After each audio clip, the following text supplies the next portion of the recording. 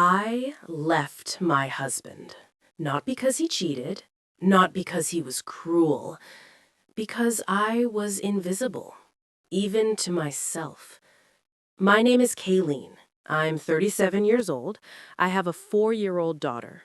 And walking away from a perfect marriage was the bravest thing I've ever done. This is what nobody tells you about the quiet kind of unhappy. What if I told you I left a marriage where nothing was wrong? No cheating, no abuse, no lies. Just emptiness. I need you to hear what I'm about to say, because it might save you years of your life. Not because my story is dramatic or scandalous, but because it's ordinary. And that's exactly why it matters. January 1st, 2026. That was the date on the papers. My ex-husband, Matt, asked for that specific date so we could file taxes jointly one more year. He owns a small business and it would save him money. I agreed. Even at the end, we were still making those small compromises. That's how reasonable we were, how civilized, how completely, devastatingly disconnected. The divorce was my decision, a complete leap of faith. I'm a mom to a 4-year-old daughter. I haven't worked in years. I'm a registered nurse, but I quit during the pandemic to get pregnant. We didn't need my income. Matt was successful. We were comfortable. More than comfortable. On paper, I had everything. A beautiful child, financial security, a husband who wasn't cruel or abusive or unfaithful, and I walked away from it anyway. Most people won't understand that. When I told friends and family, I could see the confusion in their eyes. They kept waiting for the other shoe to drop. There had to be something, right? Some terrible secret, some betrayal. But there wasn't. And somehow that made it harder to explain. When my daughter was born, everything changed. The pregnancy was easy. The birth was easy. I was lucky in ways I couldn't even count. Truly blessed. But the moment she arrived, something inside me shattered. The postpartum anxiety came like a flood. I'd always been an anxious person, but motherhood amplified it to levels I didn't know existed. I went into complete control mode. I stopped trusting myself entirely. Sleep became impossible. Not because my daughter didn't sleep, but because I would lie awake next to her bassinet, staring into the darkness, completely alert, unable to relax, unable to let go. Matt was oblivious. He told himself he was doing his job. He was the provider. He was physically present. He was making money. In his mind, that was enough. He couldn't see me drowning, and I didn't know how to ask for help. We completely lost each other. We became less than roommates. It took a full year before I started to feel like myself again. After my daughter turned 1, I made it my goal to save the marriage. For 2 more years, I went to therapy religiously, sometimes with Matt, sometimes without him. I tried everything I could think of, every book, every technique, every compromise. And then I had to face the truth I'd been avoiding. My marriage was over.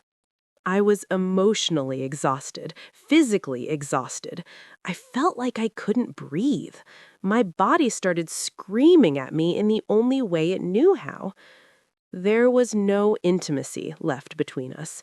The only love I felt for Matt was familial, like the love you feel for a brother or a parent. Warm, but distant. Safe, but empty. Asking for the divorce was the hardest thing I've ever done.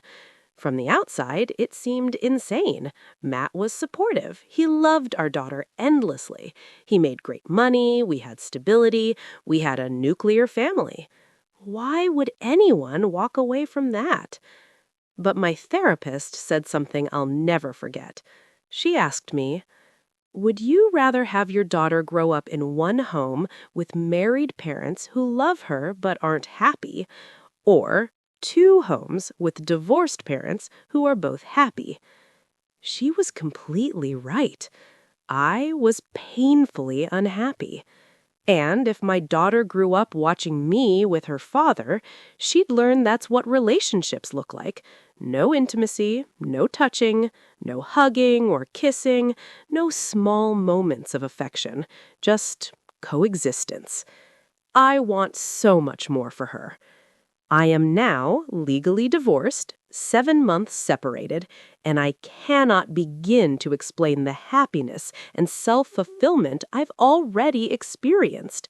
I truly feel like a new person. I see Matt thriving too. We've maintained a friendship, an amicable separation. That's been an incredible blessing for everyone, especially our daughter. The first few months after I moved out were the strangest. I'd wake up in my new apartment and forget where I was for a second. Everything felt lighter and heavier at the same time. Lighter because I could finally breathe. Heavier because I was facing the unknown completely alone. I started doing small things for myself, things I hadn't done in years. I'd take long walks without checking the time. I'd read books that had nothing to do with parenting or self-improvement. I'd sit in coffee shops and just watch people. I was getting to know myself again, and I realized I actually liked who I was becoming. If you're in a relationship that feels empty, even if nothing is technically wrong, listen to that feeling. Don't wait for the catastrophe. Don't wait for the dramatic reason. Your unhappiness is reason enough. I wasted years thinking I needed a better reason to leave. I thought I was being ungrateful, selfish, dramatic. I thought I should be happy with what I had because so many people have it worse. But that kind of thinking kept me stuck, and it almost broke me. You don't need permission to want more from your life. You don't need anyone's approval. You just need the courage to take that leap. I'm terrified sometimes. Unemployed, with a 4-year-old, starting over at 37 isn't exactly the dream, but it's mine, and it's real, and it's full of possibility in a way my marriage never was. People ask me if I have regrets, if I'm scared, if I wonder what might have happened if I just stuck it out. The answer is no, not for a second. Because I know what would have happened. I would have stayed small, stayed quiet, stayed disconnected from myself and from any possibility of real love.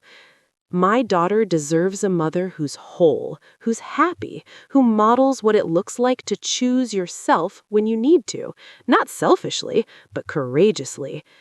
She deserves to see that staying isn't always the brave choice. Sometimes leaving is. I'm building a new life now, one where I get to decide what I want, where I get to rediscover who I am outside of being someone's wife. I truly believe my daughter will grow up with 2 happy divorced parents. She'll see real intimacy, real affection, real partnership when we both find it again. And that's worth everything.